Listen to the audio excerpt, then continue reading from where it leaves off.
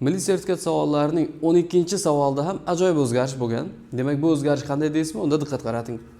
12-savolda savol berilgan parchada qo'llangan tinish belgilari bilan bog'liq xatolikni aniqlang deyapti. Demak, siz xatolikni aniqlashingiz kerak, ya'ni xato qo'llangan tinish belgini topishingiz shart bu yerda.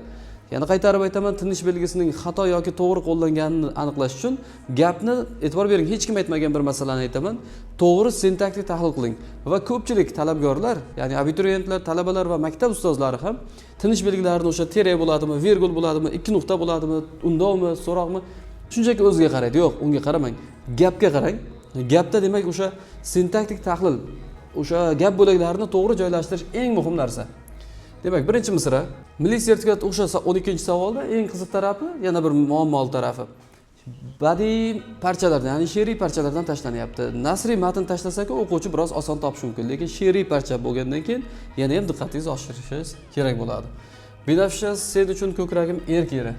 Erk yeridir kesim va mana bu yerda mana bu bog'lama yo'q. O'zlaringiz bilasizlar, bog'lama bo'lmagandan keyin ega va kesim orasida qaysi tinish belgi qo'yiladi?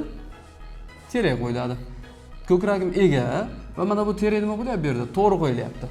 Endi ikkinchisi, sen uchun kim uchun to'ldiruvchi? Binafsha, gapning nimasi bu? Undalmasi. Binafsha undalma. Undalmadan keyin virgul qo'yilishi ham bu mantiqan to'g'ri. Demak, binafsha sen uchun ko'kragim erk yeridir bog'lama. Birinchi qatorda xatolik yo'q. Mana bu virgul ham to'g'ri qo'yilgan. Nimagaki? Shoir hali misrani yakunladiki, she'rni yakunlamadi. Bu yerdan ko'klarga 3 gil. 3 gil so'zdan keyin mana bu 2 nuqta qo'yilyapti. Mana shunga e'tibor qaratamiz. 2 nuqtani qo'yilish o'rinlari bor o'zbek tilida. Demak, 2 nuqta qo'yilishi uchun, demak, turli xil. Masalan, bog'lovchisiz qo'shma gapda qo'yilishi mumkin. Umumlashtiruvchi bo'lak va uyushiq bo'lak orasida qo'yilishi mumkin. Demak, ma'lum bir qism izohlangan paytda, ya'ni ma'nosi noaniq qism izohlangan paytda qo'yilishi mumkin.